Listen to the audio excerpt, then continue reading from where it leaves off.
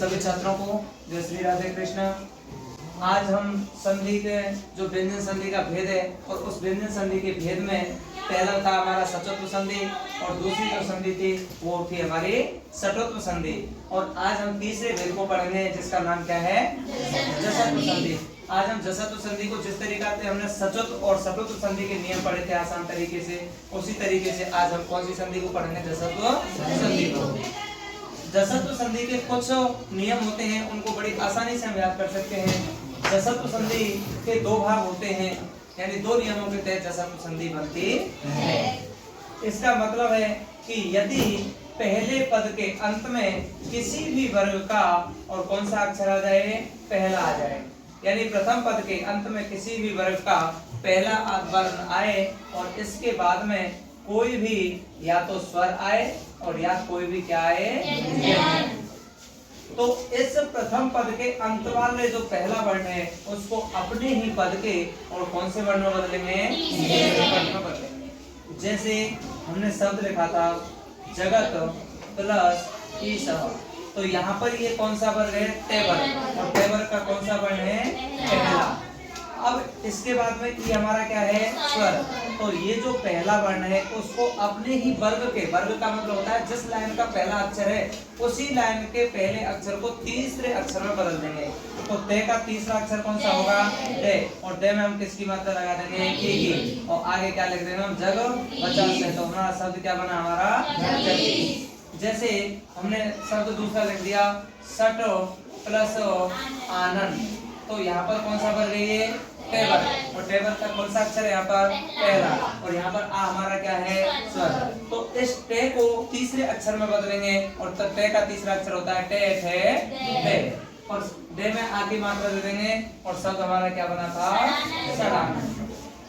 कहने का मतलब है कि जसत्व संधि का नियम बनता है कि यदि पहले पद के अंत में किसी भी वर्ग का पहला वर्ण आए और उसके बाद में किसी कोई भी स्वर हो या कोई भी व्यंजन हो, तो जो पहले पद का अंत वाला पहला वर्ण है उसको और तीसरे वर्ण में बदल देंगे। जैसे जगत प्लस ईश, सट प्लस आनंद, और है सुप प्लस अंत,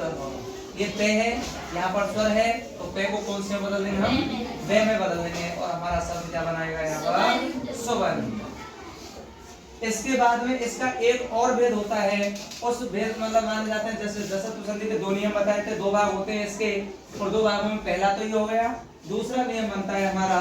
कि यदि पहले पद के अंत में किसी भी वर्ग का कौन सा वर्ण हो,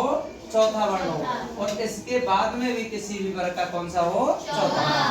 यानी प्लस से पहले और प्लस के बाद में दोनों तरफ यदि चौथे वर्ण हो, तो पहले वाला जो वर्ण है, प्रथम पद के अंत वाला जो चौथा वर्ण है उसको अपने ही वर्ग के और तीसरे वर्ण में बदल देते हैं। जैसे हमने लिख दिया सुध प्लस ध, तो यहाँ पर कौन से वर्ग का है, तेवर का चौथा, और यहाँ पर कौन से वर्ग का है, तेवर का चौथा, कौन से वर्ग का,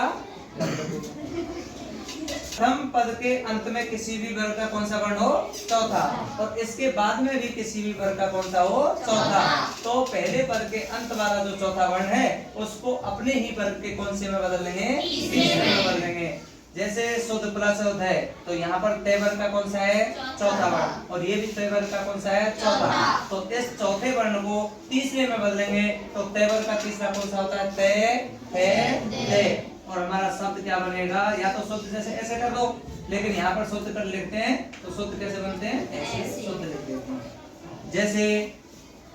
बुधो प्लस दोगो प्लस धम, दोगो प्लस धम, तो यहाँ पर कौन से वर्ग का चौथा है, के का, के, खे, गे और वे, और इधर कौन से का है, ते वर्ग का, तो इस के वर्ग के चौथे वर्ण को अपने ही वर्ग के कौन से में बदलेंगे, तीसरे में, और के वर्ग का तीसरा कौन सा होता है, के, खे, गे, और आपका शब्द क्या बनेगा, दुग्धम। ये हमारी कौन सी संधि हुई, जसत्व संधि। आप सभी के समझ में आ गई होगी। दोबारा से एक बार इसका रिपीट करते हैं कि यदि प्रथम पद के अंत में किसी भी वर्ग का पहला वर्ण आए, उसके बाद में कोई भी स्वर हो या कोई भी व्यंजन वर्ण हो, तो पहले पद के अंत वाले वर्ण को अपने ही पद के तीसरे वर्ण में बदल देते हैं। दूसरा जो भाग है उसका नियम बनता है कि यदि पहले पद के अंत में किसी भी वर्ग का और चौथा वर्ण आए और उसके बाद में भी किसी भी वर्ग का चौथा वर्ण आए तो प्रथम पद के अंत वाले वर्ण को, जो चौथा वर्ण है, उसको अपने ही वर्ग के कौन से वर्ण में बदल देते हैं? तीसरे वर्ण में बदल देते हैं। और ये कौन सी संधि हुई हमारी?